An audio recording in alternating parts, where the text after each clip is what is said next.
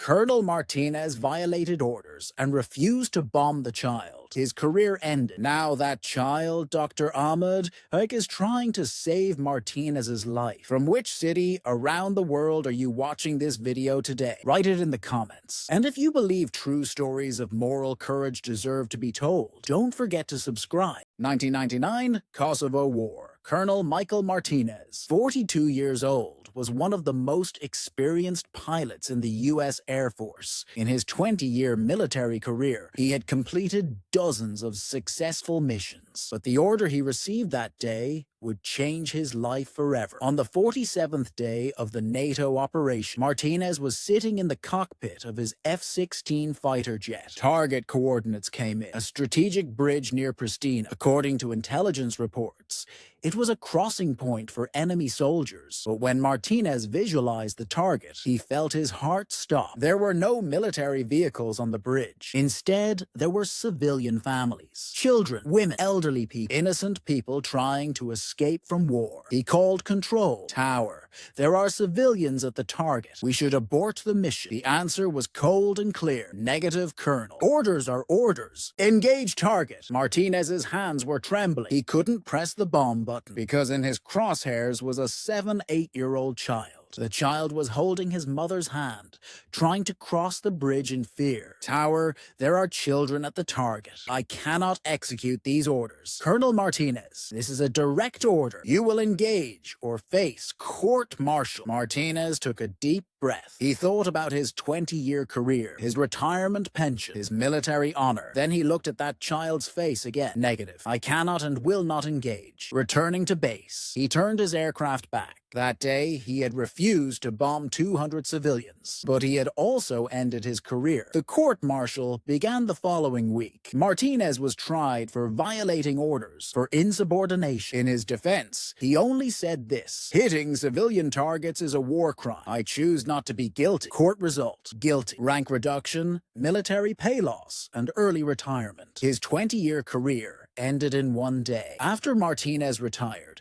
he returned to Texas. He started working construction jobs in a small town. He had never married, lived alone. His only companions were the nightmares that reminded him of that day. Years passed. Martinez aged, his hair turned white, but he never forgot that child's face. Sometimes he saw him in his dreams. He wondered, was he alive? Had he been able to build a good life? In 2024, Martinez was 67 years old. He was experiencing constant fatigue, weight loss. When he went to the doctor, the diagnosis was shocking: lung cancer. Stage 3, he was referred to Baylor University Medical Center in Dallas. He made an appointment with an oncology specialist. He would meet Dr. Ahmad. On the appointment day, Martinez came to the hospital. While sitting in the waiting room, a young doctor entered. Dark-skinned, in his 30s, kind-looking Mr. Martinez. I'm Dr. Ahmad. Nice to meet you. Martinez shook the doctor's hand. At that moment, he saw a sparkle in Ahmad's eyes. Something familiar? Dr. Ahmad was examining Martinez's file when he stopped. Mr. Martinez, excuse me, but may I ask you a question? Were you a military pilot? Martinez was surprised. Yes, retired colonel. Why did you ask? Ahmad's hands trembled slightly. Did you serve in Kosovo in 1999? Martinez's heart raced. Yes, I did. But how do you know this? Ahmad sat down, his eyes filled. Because I was that child. The silence in the room was as intense as heartbeats. Martinez didn't know what to say. Ahmad continued. I was 7 years old. I was trying to cross the bridge with my family. I saw the fighter jet. My mother was holding me tight. We were waiting for death. Martinez's eyes filled. I was that pilot. I refused to bomb. I know. Ahmad smiled.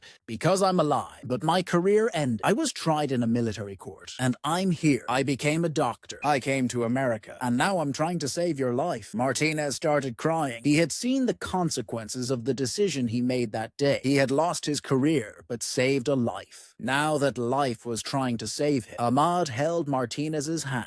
Mr. Martinez, you are my hero. By not killing me that day, you saved not only my life, but also my soul. How so? Ahmad told his story. My family sought asylum in America after that bridge incident. I studied here, went to university. I finished medical school. I always wondered about that pilot. I was grateful to you. Martinez was amazed, but I lost my military career. I lost my retirement pay, but you didn't lose your conscience. Ahmad's voice trembled. You gave me the right to live. Now I will give you the same. From that day on, Ahmad took Martinez's treatment as a personal mission. He applied the best chemotherapy protocol. He constantly monitored, encouraged. During treatment, the two men talked at length. Ahmad told his family's story. His father died in the war. His mother raised him alone. His brother became an engineer. He became a doctor. I always thought about that pilot, Ahmad said. Even though he had received orders, he didn't kill us. This showed me the power of humanity. Martinez also told about that day. It was my hardest decision, but I had seen that child's face. I couldn't drop the bomb. I'm grateful to you. You saved my life that day, but by treating you, you're also saving my life. Months later, Martinez's tests showed improvement. The cancer had shrunk. Ahmad's treatment was working. Martinez asked Ahmad one day, "What about my military career? Did I waste 20 years?" Ahmad smiled. "Mr. Martinez, you spent those 20 years saving a child, and that child is now saving other lives as a doctor. No career can be more valuable than this." Martinez cried that night, but this time, not from sadness, but from happiness. A year later, Martinez's cancer was completely cleared. Ahmad's treatment had created a miracle. At the final check, Ahmad hugged Martinez. "You are like my second father. The decision you made that day changed my life." Martinez replied, "You are like my son too. I now understand that I made the right decision that day." He also introduced Ahmad's family to Martinez. Ahmad's mother Fatima cried when she saw Martinez. "Are you the pilot who saved us?" "Yes." Fatima hugged Martinez. "May God bless you. You didn't kill my son. Now he saves other people." Martinez had dinner at the family's house that evening. With the family he saved 25 years later. Ahmad's brother Hassan, his wife Sarah, their small children, they were all grateful to Martinez. Hassan said, "My brother always talked about that pilot. Even though he had received orders, he didn't bomb us." This inspired him to become a doctor. Martinez thought that night, the decision that ended his career 25 years ago was actually the right decision, because that decision affected not only one child's life, but the lives of hundreds of patients that child would save. Ahmad had now become chief oncologist. He was treating hundreds of cancer patients. Every patient was the fruit of Martinez's decision that day. After Martinez retired, he started working as a volunteer at Ahmad's clinic. He talked to cancer patients, gave them morale. One day, a young patient asked Ahmad, "Who is this man? Why is he here?" Ahmad smiled. "He is my lifesaver, and indirectly yours too." Martinez formed a lifelong friendship with Ahmad. They got together for dinner every week. Ahmad saw him as a family member.